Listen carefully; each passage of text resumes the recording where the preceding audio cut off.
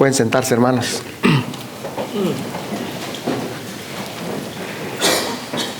Hermanos, al mensaje de esta tarde lo he llamado: por la dureza de tu corazón y por tu incredulidad perecerás. Hoy voy a tratar un tema muy importante, de suma importancia en la vida del hombre, hermanos. Por lo tanto, yo le pido que ponga mucha atención. ¿Sabe por qué? Porque el tema el cual le pido a Dios que me ayude a poder desarrollarlo en esta tarde es un tema de vida o muerte. Usted va a decir: estamos empezando, hermano, ya me está asustando. No, no lo queremos asustar, solamente queremos decirle la verdad, decirle lo que dice la palabra. Este mensaje, hermanos, del cual vamos a hablar hoy, depende de la eternidad del hombre. Una eternidad con Dios o una eternidad separado de Dios. Una eternidad en gloria o una eternidad en el tormento. Hoy voy a hablar de la incredulidad. La incredulidad es lo más grave que el hombre pueda tener en la vida. La incredulidad, hermano, es peor que cualquier enfermedad mortal que el hombre pueda padecer.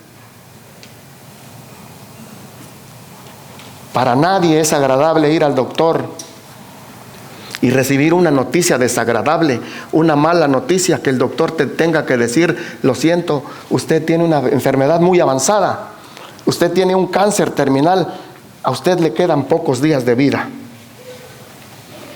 Imagínese, hermano, escuchar una noticia de esa naturaleza. Qué momentos tan difíciles, tan duros. Muchos de nosotros, hermanos, al escuchar una noticia como esa, en esos mismos momentos estiramos la pata, nos morimos de la impresión, porque no es fácil recibir una noticia como esa. ¿Y qué de aquella madre,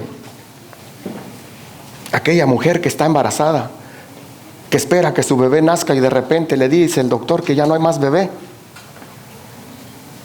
O aquella madre que ve salir a su hijo de su casa buscando una mejor vida,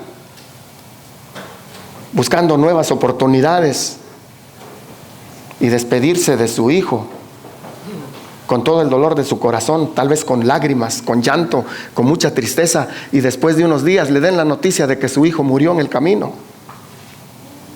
¡Qué terrible! Hermanos, son noticias devastadoras, noticias que hasta el hombre más fuerte o más valiente de esta tierra desmayaría. Algo así acaba prácticamente con nuestra vida. Pues fíjese, hermanos, que ejemplos de esa índole tenemos muchos en la Biblia. Yo quiero que vaya conmigo, vamos a ver un ejemplo en Segunda de Reyes, capítulo 20. Segunda de Reyes, capítulo 20, el versículo 1. En este capítulo 20 de Segunda de Reyes habla de un rey que le dieron la peor noticia de su vida. Miren lo que dice, el versículo 1 dice: en aquellos días Ezequías cayó enfermo de muerte, y vino a él el profeta Isaías, hijo de Amós, y le dijo: Jehová dice así: ordena tu casa, porque morirás y no vivirás. Entonces él volvió su rostro a la pared y oró a Jehová y dijo: te ruego, oh Jehová, te ruego que hagas memoria de que he andado delante de ti en verdad y con íntegro corazón, y que he hecho las cosas que te agradan. Y lloró Ezequías con gran lloro. Hermano, que el doctor te diga que tienes pocos días de vida es una noticia terrible. Pero sabe, el doctor no tiene la última palabra. El doctor se puede equivocar. Pero, hermano, aquí vemos en este pasaje que hemos leído, el profeta Isaías llega delante de este rey Ezequías, no llega con un mensaje del doctor. Aquí llega directamente a decirle este profeta a aquel hombre moribundo, le dice: Jehová dice así. Hermano, imagínese a este rey enfermo de muerte y recibir a este profeta, y le dijo: el rey te manda a decir que te vas a morir. que ya no vas a vivir. ¿Sabe? Cuando este rey recibió este mensaje, este rey conocía a Dios. Este hombre sabía quién era Dios. Este rey sabía que Dios cumple su palabra, que la palabra de Dios se cumple al pie de la letra. El rey Ezequías conocía quién era Dios. Él sabía que lo que dice Dios no da vuelta atrás. El rey Ezequías conocía a Dios.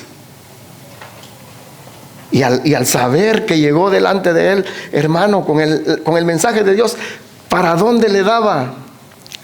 ¿Para dónde se hacía él? No hay para dónde darle.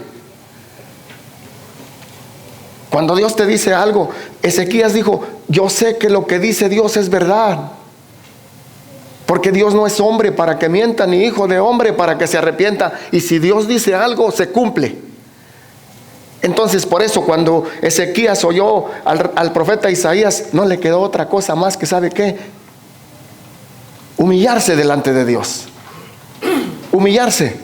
Y mire lo que dice el verso 2. Entonces él volvió su rostro a la pared y oró a Jehová y dijo: te ruego, oh Jehová, te ruego que hagas memoria de que he andado delante de ti en verdad y con íntegro corazón, y que he hecho las cosas que te agradan. Hermano, mire las palabras de este hombre. Aquí claramente podemos ver a un hombre que amaba a Dios, un hombre que se conducía con temor delante de Dios, que vivía con un corazón íntegro, que hacía la voluntad de Dios en su vida. ¿Sabe? Usted y yo le aseguro que no seríamos capaces de decir estas palabras delante de Dios, porque muchos de nosotros no amamos a Dios, porque muchos de nosotros no nos conducimos conforme a la voluntad de Dios. No seríamos capaces de decir las palabras que este rey le dijo a Dios. Este rey le dijo a Dios: Dios, te ruego. Se humilló, imploró, pidió misericordia a Dios. Y le dijo: Señor, acuérdate, mira, te ruego, oh Jehová, dice el verso 3, te ruego que hagas memoria de que he andado delante de ti con íntegro corazón. ¿Y qué dice al final? Y lloró Ezequías con gran lloro. Vamos a ver otro ejemplo allá atrásito. Segunda de Samuel, capítulo 18. Este capítulo 18 de Samuel habla acerca del sufrimiento del rey David, cuando le dieron la noticia de que su hijo Absalón había muerto. El capítulo 18 habla acerca de una guerra, acerca de una batalla que tuvo el rey David contra su hijo Absalón. Y del versículo 1 al 2 habla cómo el rey dice que llamó a su ejército, a su pueblo, y lo organizó en 3/3 partes, y en cada tercera parte de su pueblo y de su ejército puso a un capitán y le dijo: así es como vamos a ir a pelear contra mi hijo Absalón. Y dice en el versículo 3, dice, en el final del versículo 2, y dijo el rey al pueblo: yo también saldré con vosotros, le dijo, yo también voy a ir con ustedes. Y mire lo que le dijeron, el pueblo le dijo en el verso 3, mas el pueblo le dijo: no saldrás, porque si nosotros huimos, no harán caso de nosotros, y aunque la mitad de nosotros muera, no harán caso de nosotros, mas tú ahora vales tanto, dice, como 10,000 de nosotros. Será pues mejor que tú nos ayudes desde la ciudad. El verso 4 dice: entonces el rey les dijo: yo haré lo que bien os parezca. El rey les dijo: está bien, si ustedes consideran que yo me quede, que soy más útil aquí, me quedo. Pero miren, en el versículo 5 el rey le da una recomendación, una petición a su pueblo, al ejército, y le dice en el verso 5: y el rey mandó a Joab, a Abisai y a Itaí diciendo, mire lo que dice: tratad benignamente por amor a mí al joven Absalón. Y todo el pueblo oyó cuando dio el rey orden acerca de Absalón, y todos los capitanes, todo el pueblo oyó cuando el rey le dijo: les encargo a mi hijo.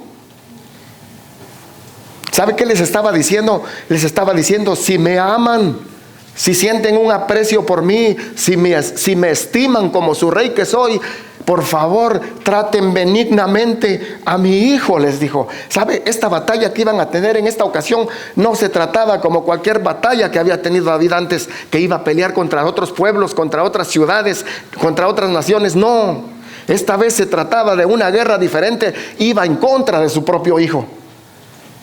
Entonces, por lo tanto, el rey estaba preocupado y le dijo: por favor, traten benignamente a mi hijo, les dijo.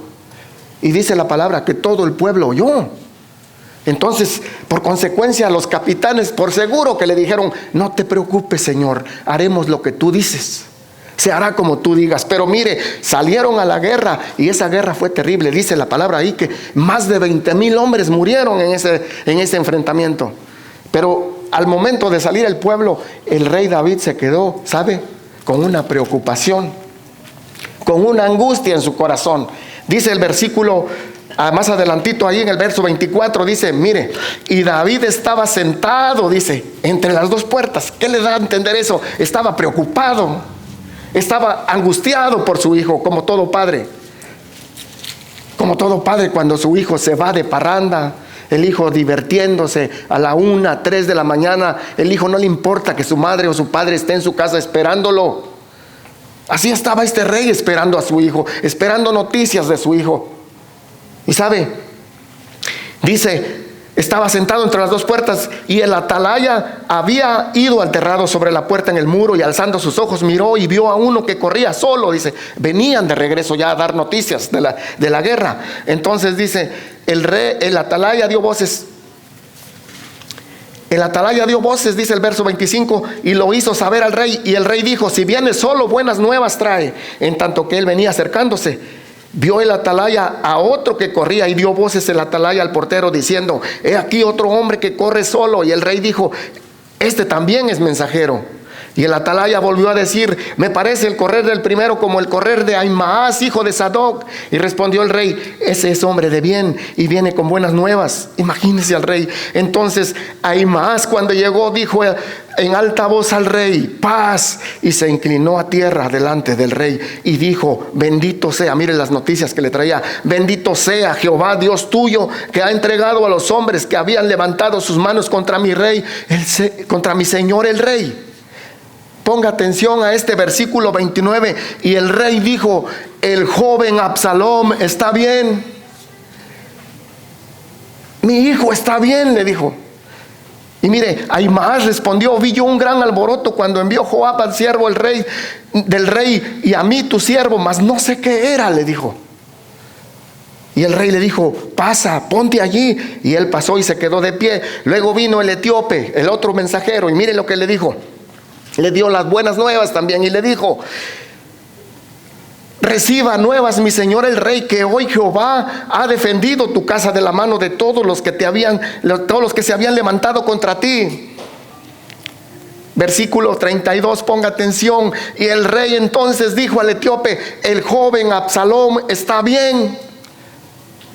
Qué preocupación la de este padre, hermanos.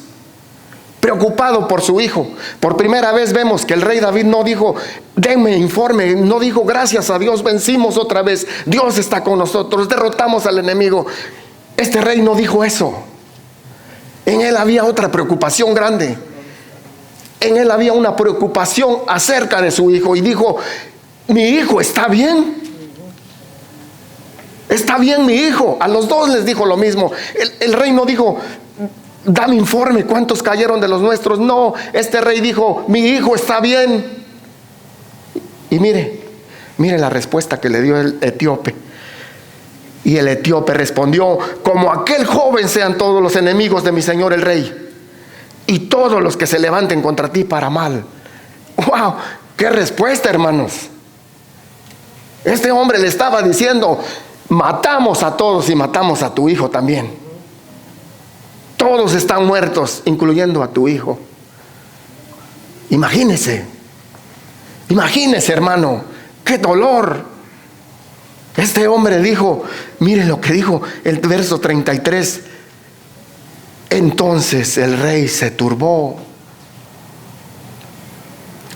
y subió a la sala de la puerta. ¿Y qué dice? ¿Qué dice ahí? Y lloró. Y lloró, dice. Lo mismo que Ezequías. Ezequías también lloró, y lloró con gran lloro, dice. Y el rey, dice, lloró. Y mire, y yendo decía: hijo mío, Absalón, hijo mío, Absalón, ¿quién me diera que muriera yo en lugar de ti? Ese es el amor de un padre para un hijo. ¿Quién me diera, dice, que yo estuviera muerto y que tú estuvieras vivo, hijo? Hijo mío, dice Absalón, hijo mío. ¡Wow! Hermano, qué historias las que acabamos de leer, lo que nos narran estos pasajes. Fueron momentos de mucha angustia, de mucho dolor y sufrimiento. Algo increíble, que al leerlos y meditar en ellos, solamente podemos decir una cosa: Señor, ayúdame, Señor, si en algún momento de mi vida me toca pasar por algo así, porque soy frágil, soy débil, soy incapaz de soportar algo así. Hermano, pasar por algo así deben ser momentos terribles, momentos de angustia, difíciles de enfrentar en la vida. ¿Y sabe qué? Muchos de nosotros, tal vez un día los tenemos que pasar. No lo sabemos. No lo sabemos. Porque en esta vida vamos a pasar cosas y pruebas muy difíciles. Situaciones tal vez donde no miraremos ninguna esperanza. Pasaremos por desiertos donde el sol arrasador nos queme, donde no habrá agua para beber, donde no habrá comida para calmar nuestra hambre, donde muchas veces no miraremos la salida. ¿Sabe? De todo lo que hemos hablado, de todo lo que hemos visto hasta este momento, ¿sabe qué? No hay nada, no hay ninguna enfermedad o situación, por muy grande que ésta sea, que se pueda comparar con el mal más terrible y más grande que el ser humano padece. Ese mal es la incredulidad. La incredulidad es el pecado más grande del hombre delante de Dios, porque lo lleva a la perdición, lo lleva al infierno. Por la incredulidad el hombre pierde su alma, queda excluido de la presencia de Dios para siempre. Va a un lugar de tormento, no por un tiempo, por la eternidad, por no creer en el Dios creador y en su palabra. La incredulidad es algo muy serio. Es el enemigo silencioso que mata, que destruye. La incredulidad es algo que no causa daño físicamente o dolor alguno. Un incrédulo, ¿sabe qué? Puede ser la persona más sana que pueda haber en esta tierra. Pero cuando muera, si no se arrepiente esa persona de sus pecados, entonces allí será el lloro y el crujir de dientes. Hermano, el pecado de la incredulidad es de vida o muerte, como yo les decía al principio. Es serio esto. Es de vida o muerte. Por eso se le debe compartir y advertir a la gente acerca de este peligro, de este mal. Es necesario hacerlo, es urgente. Tenemos que hablar, porque entre los que se pierden están nuestros familiares. Nuestros familiares que no han creído en Cristo como su único Señor y Salvador de su vida. Por eso todos los días nuestra oración debe ser por nuestros padres, por nuestros hijos, por nuestros hermanos y por todos los de la familia. Y también por todo el que está perdido. Nuestra oración debe ser: Señor, salva. Señor, perdona. Ten misericordia, Señor. Aún aquí en la iglesia. Decir: Señor, ten misericordia del que está escuchando hoy tu palabra. Dale vida eterna. Resucítale de los muertos. Porque su vida está en peligro de muerte. Esto no es un juego, hermanos. Hermano, en este tema que vamos a tratar hoy, vamos a tratar 3 puntos de la incredulidad. Punto número 1, ¿qué es y cómo surgió la incredulidad? Punto número 2, ¿quién está detrás de la incredulidad del hombre? Y punto número 3, la incredulidad, ¿sabe qué? Aún puede estar aquí en la congregación. Hoy vamos a tratar, no sé si dé tiempo dar los 3 puntos, pero hasta donde el Señor nos dé. Si no acabo en otra oportunidad, si Dios nos permite, seguiremos adelante, pero vamos a ver hasta dónde llegamos hoy. Hermanos, en el principio, cuando Dios creó al hombre, lo creó con un propósito. Efesios 1:4 dice que fuimos escogidos en Él antes de la fundación del mundo. ¿Para qué? Para que fuésemos santos y sin mancha delante de Él. El propósito de Dios era que el hombre viviera para Él toda su vida, que viviera una vida de obediencia, una vida de adoración, una vida de alabanza.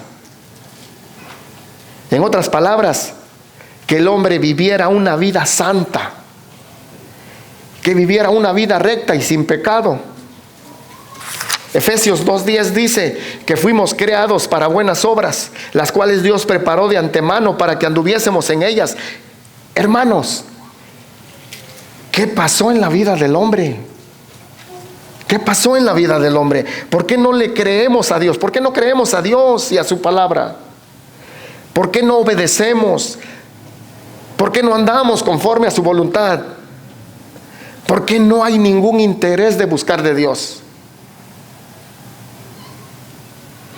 ¿Cómo llegamos a esta condición tan precaria y perversa como lo es la incredulidad? Vamos a pasar a nuestro primer punto en esta tarde. ¿Qué es y cómo surgió la incredulidad? Número 1, ¿qué es la incredulidad? La respuesta es simple, es sencilla. La incredulidad es no creer en Dios y en su palabra. La incredulidad es el rechazo y la desconfianza o falta de fe para aceptar algo que es verdadero. La incredulidad implica desobediencia y negación de la voluntad divina. También la incredulidad cierra la puerta a la fe. Y la incredulidad provoca endurecimiento del corazón. Y eso nos lleva a una enemistad con Dios. Esa es la incredulidad. Número 2, ¿cómo surgió la incredulidad? Surgió en el huerto del Edén. Vaya conmigo a Génesis capítulo 2. Génesis capítulo 2, ahí nos dice cómo surgió la incredulidad. Dice el versículo 16, dice, y mandó Jehová Dios al hombre, dice, diciendo, de todo árbol del huerto podrás comer, mas del árbol de la ciencia del bien y del mal no comerás, porque el día que de él comas, ciertamente morirás. ¿Qué vemos aquí? Lo que aquí vemos en el versículo 16, vemos 2 cosas. Vemos la libertad que Dios le dio al hombre y la autoridad para disfrutar de todo lo bueno que Dios creó para el hombre. Le dice en el versículo 16, de todo árbol del huerto puedes comer. Libertad y autoridad. Pero en el versículo 17, mire, ahí podemos ver otras 2 cosas. Como Dios le dice al hombre, mas del árbol de la ciencia del bien y del mal no comas, porque del día que de él comas, ciertamente morirás. ¿Qué vemos ahí? Ahí vemos un mandamiento de parte de Dios para el hombre, una orden, un mandato, y le dice, esto puedes hacer, pero esto no hagas, porque si lo haces, vemos también las consecuencias. Le dice, te mueres. Pero mire lo que sucedió en el capítulo 3, versículo 1 dice, pero la serpiente era astuta más que todos los animales del campo que Jehová Dios había hecho, la cual, dice, dijo a la mujer, con que Dios os ha dicho, no comáis de todo árbol del huerto. Mire, En el versículo 16 que leímos anteriormente en el capítulo 2, Dios mandó, dice, al hombre. Dios mandó al hombre y le dijo, haz esto. Y aquí en el versículo 1, en el capítulo 3, dice que Dios no mandó a la mujer, sino que vino la serpiente, el diablo, y le dijo a la mujer, dice. Y Dios le dijo al hombre, de todo árbol puedes comer. Y ahora Satanás viene delante de la mujer y miren lo que le dice. Con que Dios ha dicho, no comáis de todo árbol del huerto. Mire cómo Satanás es audaz, es padre de toda mentira. Satanás cambia la verdad por la mentira. Satanás es mentiroso. Dios le dijo, coman de todo, y Satanás viene y le dice, no, con que Dios ha dicho que no comáis. Mire, una verdad y la mentira parecida. Satanás se engaña. Uno puede decir, bueno, entonces por eso falló la mujer, porque Dios no le dijo a la mujer. Tal vez no sabía, por eso fue engañada. Vamos a leer, verso 2. Y la mujer respondió a la serpiente, del fruto de los árboles del huerto podemos comer, pero del fruto del árbol que está en medio del huerto, dijo Dios, no comeremos.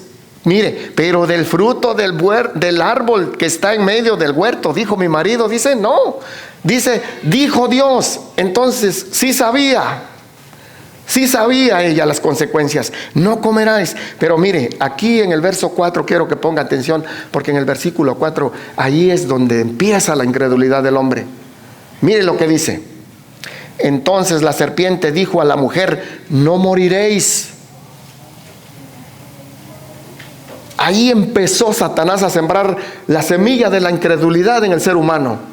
Miren lo que le dijo, no moriréis. En otras palabras, lo que Satanás le estaba diciendo a la mujer, Dios es mentiroso, no le creas, Dios miente, no es verdad lo que dice Dios. Sembró la incredulidad del hombre. No le creas. Así en estos momentos también Satanás te puede estar diciendo, no le creas. No le creas. No dudamos que te lo esté diciendo. Es mentira lo que están diciendo ahí. Pero ¿sabes? No. Todo esto es verdad y se va a cumplir al pie de la letra. Ahí empezó la incredulidad del hombre.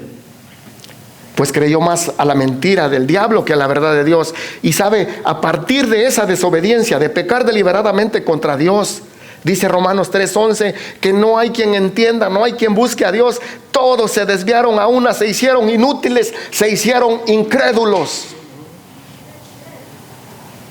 No hay quien haga lo bueno, no hay ni siquiera uno. Así que tú no te creas bueno, porque no hay ningún bueno.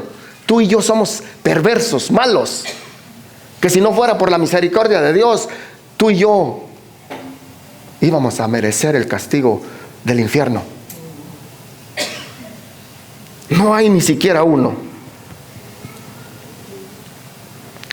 Todo esto son las consecuencias de nuestro pecado, hermanos, de nuestra desobediencia. Por eso la gente rechaza rotundamente la palabra de Dios, rechazan el evangelio de salvación sin ningún temor. Romanos 1:21, vaya conmigo.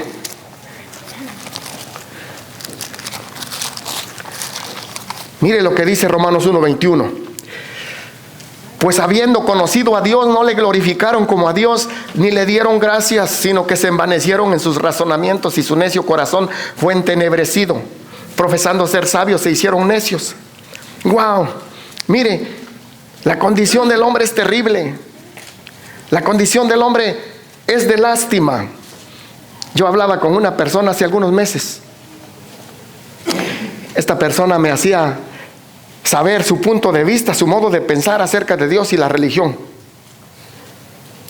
Me decía que la religión surgió y que se inventó con un propósito, con el propósito de atemorizar y controlar a la humanidad. Me decía que se hizo para que el mundo, para que la gente sea sumisa, dice, y no se rebele contra el mundo o contra el mismo hombre.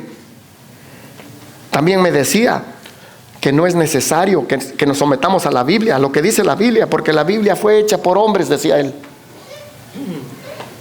y que a través de los años, conforme se ha ido traduciendo la palabra, dice que se ha perdido el mensaje original.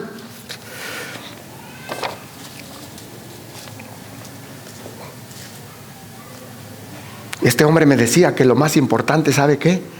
Dice, lo más importante es hacer buenas obras, me decía.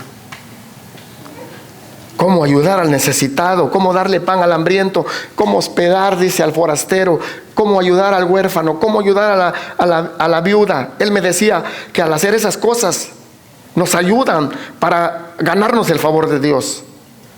Porque de nada sirve, decía, que decir que amamos a Dios y no hacemos esas cosas. Pero ¿sabe qué me dijo?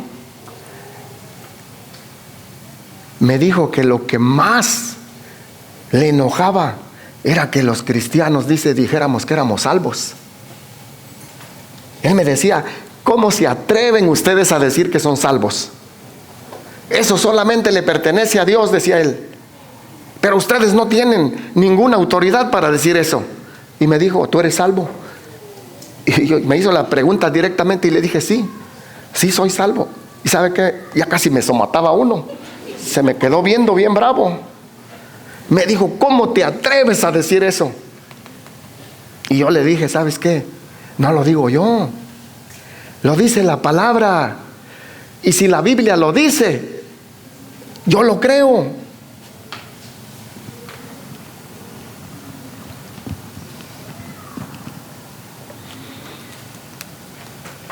Mire lo que dice Efesios 2:4.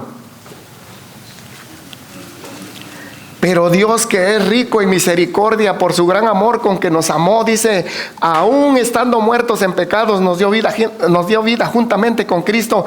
¿Qué dice? Por gracia sois salvos. Verso 8, porque por gracia sois salvos por medio de la fe, y eso no de vosotros, pues es un don de Dios. ¿Qué vamos a hacer con estos versículos? ¿Qué vamos a hacer con esto? No lo decimos nosotros, lo dice la palabra que somos salvos. Mire lo que dice Romanos 8:1. Ahora pues, dice, ninguna condenación hay para los que están en Cristo Jesús. Ninguna condenación hay para los que están en Cristo Jesús. ¿No le da gloria a Dios por eso, hermanos? Ninguna condenación, aunque la gente no lo crea. Lo dice la palabra.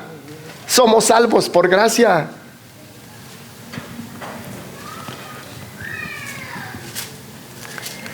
Somos salvos por medio de la fe en Cristo Jesús. Y sabe, la fe no es de nosotros, sino es un regalo de Dios. La salvación del hombre no es por obras. La salvación, dice el versículo 9, no es por obras para que nadie se gloríe. Pero eso no lo pueden entender los del mundo, los de allá afuera. Todo lo contrario a lo que este hombre me decía y lo que muchos piensan, que por sus buenas obras se salvarán. Entonces, ¿no es bueno hacer buenas obras? Hermano, la salvación no es por obras. Nada lo que el hombre haga es suficiente para para ganar la salvación. Pero sabe, nosotros como cristianos deberíamos ser los primeros en hacer buenas obras. No para ganarnos la salvación, sino porque ya la tenemos. Santiago 2:17 dice que la fe sin obras es muerta. Por lo tanto, no debemos estar ajenos a la necesidad de los demás. El primer mandamiento de la ley dice, amarás al Señor tu Dios con todo tu ser. ¿Y a quién más dice? Y a tu prójimo. Eso es amar a Dios. Juan 4:20 dice, si alguno dice yo amo a Dios y aborrece a su hermano, es mentiroso. Pues el que no ama a su hermano, a quien ha visto, dice, ¿cómo pues amará a Dios a quien no ha visto? Hacemos buenas obras, no para salvarnos. Hacemos buenas obras porque Dios nos compró. Porque hemos recibido un regalo inmerecido de parte de Él. Y por lo tanto también como tuvieron misericordia de nosotros, así también nosotros tenemos que tener misericordia de los demás. Este hombre me decía, no me digas qué dice la Biblia, me decía. Dime qué dices tú. Y yo le dije, ¿sabes? Dime qué dices tú. ¿Sabe? El hombre prefiere creerle al hombre. El hombre le cree a las propuestas del político. El hombre le cree a la tecnología. El hombre le cree a la ciencia, le cree a las noticias, le cree al mundo entero si usted quiere. Pero ¿sabe? Pero no le cree a Dios.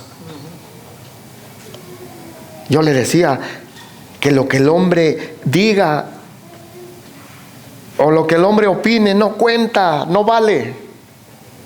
No tiene ningún valor, sino lo que dice la palabra, lo que dice la Biblia. Hermano, la gente no lo puede entender. Por más que les expliques, porque están ciegos, están muertos espiritualmente. Romanos 1:28 dice, y como ellos no aprobaron tener en cuenta a Dios, Dios los entregó a una mente reprobada. Ese es el hombre.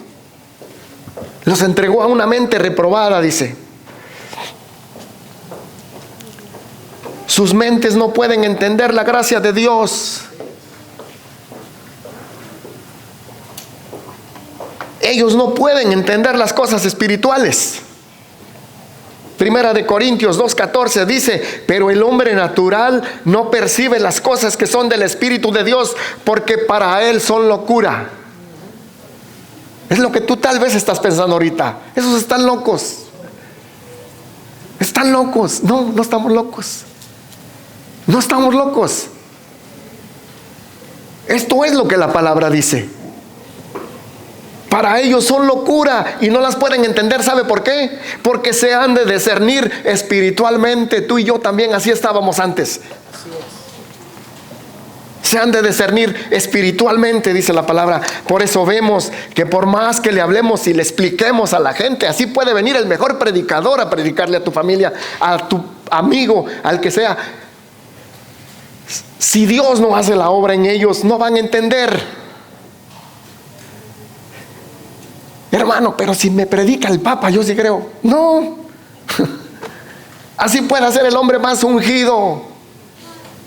El Señor mismo estuvo en esta tierra y ¿sabe qué? Muchos no le creyeron.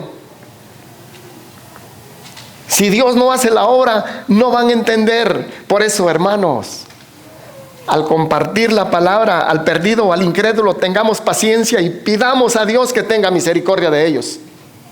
Eso es lo que tenemos que hacer. Pedir misericordia, así como un día Dios tuvo misericordia de nosotros. Porque así estábamos nosotros. Así estábamos en otro tiempo. Acuérdese cómo éramos. Cuando no conocíamos a Dios, no queríamos que nadie nos hablara de Dios. Íbamos por la calle y si veíamos a alguien que venía con su brazo y su Biblia aquí, nos íbamos para el otro lado de la banqueta. Cuando nos tocaban la puerta, hermanos, lo primero, un toquido, y vamos, y ya viene el chiquillo atrás de uno, espérate, chamaco, y uno a fijarse en el hoyito ahí. Son los hermanos, decía uno cuando lo veía uno ahí. Shh, chamaco, cállate. Shh, no hagan ruido, son los hermanos. Y otra vez el hermano, así tocamos. No, toque así. Vamos a tocar fuerte. Pero uno toca con miedo y otra vez. Ya tiene media hora y no se va, decía uno. Hermano, así estábamos. Yo recuerdo cuando me empezaron a hablar del evangelio, hermanos. Oía yo Vivíamos en el apartamento de arriba, yo oía las escaleras. Ahí vienen los hermanos, decíamos, y corríamos, sálvese quien pueda. Y dejábamos a mi niña, la más grande, ahí llorando. De plano, hermanos. No queríamos que nos hablaran de Dios. No abríamos la puerta, nos enojaban, nos discutíamos con los hermanos. Usted dirá, hermana, ustedes los hombres eran así, pero nosotros no. No, hermana, usted hasta la migra le quería echar al pobre hermano.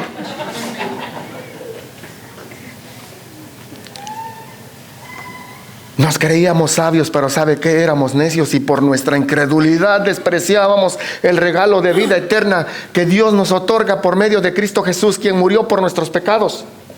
Pero Dios tuvo misericordia, nos perdonó y nos rescató del poder del diablo y nos hizo libres para Él. Libres para Él. Nunca imaginamos un día nosotros meternos en la palabra para conocer a nuestro Dios, el Creador. No lo pensábamos. Nos hizo para su gloria. Ahora mire dónde está usted sentadito. Estamos alabando y adorando al Dios verdadero. Ahora tú y yo tenemos hambre de su palabra. Ahora tú y yo, nuestro deseo, nuestro corazón ha sido cambiado. Ahora sabemos que lo más importante es Dios en la vida del hombre. Y si el hombre no tiene a Dios en su vida, no vale nada. Tú y yo en esta tierra tal vez no podemos tener riqueza, no podemos tener fama, no podemos tener nada. Pero si tenemos a Dios, tenemos a Cristo, lo tenemos todo. Así tú puedes ser el hombre más rico de esta tierra. Si no tienes a Dios, eres un miserable.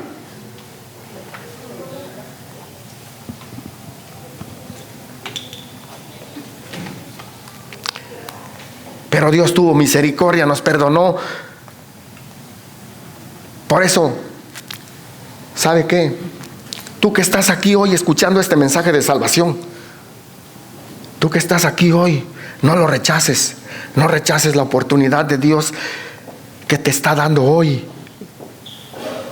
Ven, escapa del pecado en el que estás. Huye por tu vida. Arrepiéntete de tus pecados. Ven a Cristo. Cristo murió por ti en la cruz para darte vida eterna. Él pagó el precio de tu pecado. Isaías 53:5 dice: mas Él herido fue por nuestras rebeliones, molido por nuestros pecados. El castigo de nuestra paz fue sobre Él, y por sus llagas fuimos nosotros curados. Por sus heridas nos salvó. El precio que el Señor pagó por nosotros,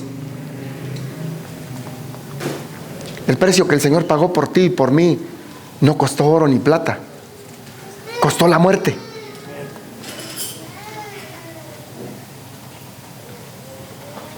Mire, herido, tú deberías estar allí y yo debería estar allí. Él tomó un lugar que no le pertenecía, que no le tocaba. Tú y yo merecíamos el castigo eterno. Mas su amor fue tan grande que dice Romanos 5:8: mas Dios muestra su amor para con nosotros en que siendo aún pecadores, Cristo murió por nosotros. El Señor murió y fue sepultado, pero al tercer día resucitó con poder y gloria. Y subió a los cielos y está sentado a la diestra del Padre. Intercede por nuestra vida. Él está vivo. Amigo, joven, hoy es el día de salvación. Hoy es el día de salvación para ti. No desprecies el regalo de salvación de tu alma. Arrepiéntete. Arrepiéntete de tus pecados y ven a Cristo, ven a Él. Tal vez tú dirás: otro día lo hago. Todavía estoy joven. Aún tengo una vida que disfrutar en este mundo. Déjenme en paz, no me molesten. O tal vez dirás: no creo nada de lo que están diciendo, no creo nada de lo que están hablando, así que prefiero vivir a mi manera. Oye, si tú piensas de esa manera, déjame decirte que estás en un peligro de muerte, que estás en un grave peligro. Mateo 7:13 dice: entrad por la puerta estrecha, porque ancha es la puerta y espacioso el camino que lleva a la perdición, y muchos son los que van por ella. El día que tú y yo nos presentemos delante de Dios, nadie va a tener excusa delante de Dios, porque Dios siempre ha tenido misericordia desde el principio de la creación. Lo que leímos en Génesis, Dios le dijo a Adán: entra por la puerta estrecha, Adán. Mantente en la puerta estrecha, de esto puedes comer. Hasta aquí te doy autoridad. Esto puedes hacer. Come de todo el árbol, del fruto de todo árbol. Mantente en la puerta estrecha. No te vayas a ir por la puerta ancha, por el camino espacioso, Adán. Porque si tú te sales de la puerta estrecha, te vas a morir. Y aquí en Mateo, una vez más, el Señor dice: entren por la puerta estrecha. ¿Qué es entrar por la puerta estrecha? Entrar por la puerta estrecha es vivir conforme a la voluntad de Dios. Vivir una vida agradable delante de Dios, sometida nuestra vida al Señor. Esa es la puerta estrecha, el camino que te lleva a la vida eterna. Pero si entras por el camino espacioso, te pierdes. ¿Y sabe cuál es ese camino espacioso? El camino espacioso es el mundo. Es el mundo. Y tal vez tú no lo creas. Tal vez te parezca loco lo que estamos diciendo, o te burles, o hagas lo que quieras. Hazlo si quieres. Hazlo, búrlate. Pero el camino ancho y espacioso representa el mundo. Dice Efesios que las corrientes de este mundo, dice, que te llevan a la perdición. ¿Y cuáles son esas corrientes? Es el pecado. Cuando tú haces los deseos de tu carne y de tus pensamientos, dice. Cuando entras por el camino ancho y espacioso, donde no hay ningún temor, donde por el camino ancho puedes andar a tus anchas y puedes hacer lo que quieras, pero al final te mueres, dice. Al final vas al infierno. Todo lo que este mundo ofrece, todo lo que es pecado, como drogas, adulterio, fornicación, borracheras, parrandas, todo lo que es pecado, lo que no es agradable delante de Dios. Amigo, vivir alejado de la voluntad de Dios trae consecuencias graves. Vamos a Romanos capítulo 2. Ahí vamos a finalizar ya. Romanos capítulo 2, el versículo 5, mire lo que dice: pero por tu dureza y por tu corazón no arrepentido atesoras para ti mismo ira para el día de la ira y de la revelación del justo juicio de Dios, el cual pagará a cada uno conforme a sus obras. Pero tú, dice, no dice pero tu vecino, tu amigo, no, dice pero tú, dice, por tu dureza, por tu corazón no arrepentido, dice, por tu corazón y por tu corazón no arrepentido, por tu incredulidad, dice, atesoras para ti mismo ira en el día de la ira. Hermano, mire lo que estamos leyendo. El juicio de Dios ya está sobre el ser humano, sobre el pecador. El hacha ya está puesta. Ya está lista para cortar. ¿Cuánto tiempo tienes tú? ¿Cuánto tiempo tengo yo? Hoy estamos vivos, mañana no lo sabemos. La hacha ya está puesta. Tal vez tú mañana ya no estés, o tal vez yo no esté.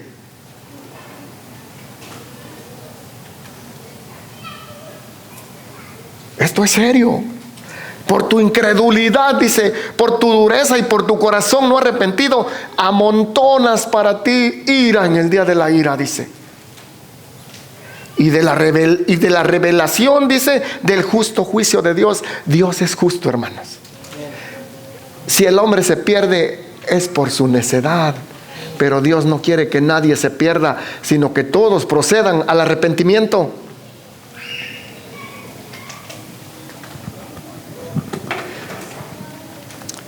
El cual pagará, dice, a cada uno conforme a sus obras. Mire, hermano, qué bendición tenemos. Agradecemos a Dios con todo nuestro corazón, los que hemos sido salvos, los que por su gracia teníamos un corazón duro. La incredulidad, y vino el Señor y nos habló y nos alcanzó, hermanos. Gloria a Dios. Mire lo que dice el versículo 7: vida eterna a los que perseverando en bien hacer, ¿qué dice? Buscan gloria y honra e inmortalidad. Una vida con el Señor. Una vida eterna en gloria con el Señor. Qué regalo tan maravilloso el que Dios nos ha dado. Algo que tú y yo no merecíamos. Pero mire qué dice el número 8, ponga atención. Pero ira y enojo, dice, dos palabras que son similares. Yo pensaba que ira y enojo es lo mismo, pero aquí la palabra dice dos veces: ira y enojo. ¿Enojo de quién? De Dios. Pero ira y enojo, dice, a los que son contenciosos y no obedecen a la palabra de Dios. Que no obedecen a la verdad, sino que obedecen a la injusticia, que obedecen al pecado.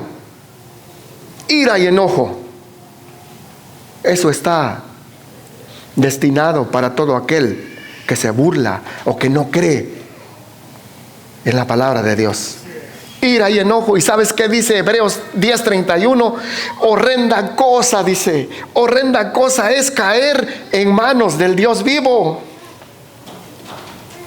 el Dios de amor, el Dios que te está llamando ahorita, el Dios que dio a su único Hijo para que todo aquel que en Él cree no se pierda, mas tenga vida eterna. Ese Dios, si un día tú mueres en tu incredulidad, el Dios de amor, ese Dios tiene el día preparado para el juicio para ti. Y horrenda cosa es caer en manos del Dios vivo.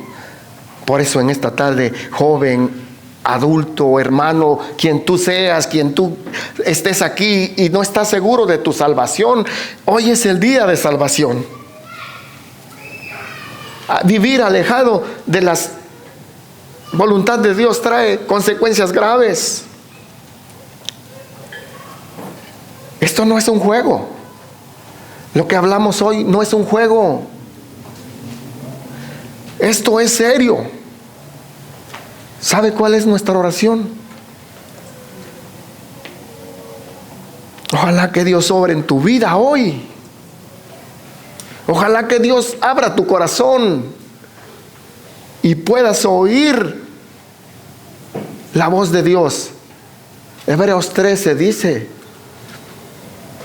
si oyes hoy mi voz, Hebreos 3 dice: si oyes hoy mi voz, no endurezcas tu corazón.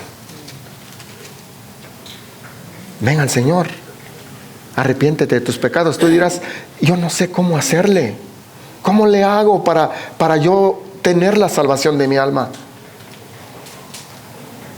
Ven a Cristo, arrepiéntete de tus pecados, reconócele como tu Señor, como tu Salvador. Reconoce que Él murió por tus pecados, arrepiéntete, confiésale tus pecados y Él te dará vida eterna. Lo que leímos al principio en Juan 3, 17 y 18 dice: porque Dios no envió al mundo para condenar al mundo, sino para que el mundo sea salvo por medio de Él. El que en Él cree, dice, no es condenado, pero el que no cree ya ha sido condenado, porque no ha creído en el nombre del unigénito Hijo de Dios. Y el verso 19 dice: y esta es la condenación. Escucha cuál es la condenación.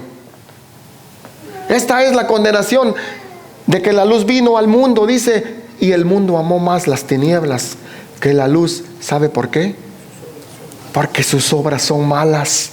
El hombre es pecador, el hombre es malo, por lo tanto necesita ser perdonado, arrepentirse de sus pecados y venir al encuentro con su Salvador. Y en esta tarde tú lo puedes hacer. Solamente humíllate, reconoce que necesitas el favor de Dios en tu vida. Vamos a orar. Padre, te damos gracias, Dios. amado Dios.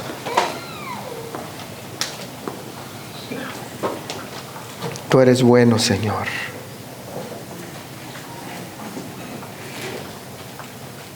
Hoy hemos dado tu palabra, Señor, en esta tarde. Tú conoces a cada uno de los que están aquí reunidos, Señor.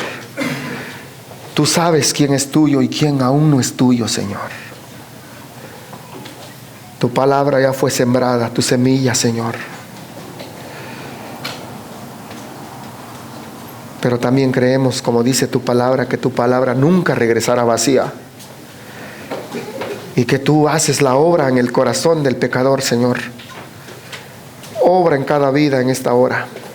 Obra en nuestros corazones, Señor, para que podamos venir arrepentidos delante de ti, Señor, y recibir el regalo inmerecido como lo es la salvación de nuestra alma. Gracias te doy por cada uno de mis hermanos, Señor, que tú has comprado con tu sangre. Ayúdanos a seguir predicando tu palabra, Señor, para seguir alcanzando al perdido, así como tú nos alcanzaste un día. Gracias por el regalo maravilloso de tu Hijo Jesucristo, el cual tomó nuestro lugar, el cual dio su vida para que nosotros ahora gocemos de vida eterna. Gracias, Señor. Te damos gracias en el nombre de nuestro Señor Jesucristo. Amén.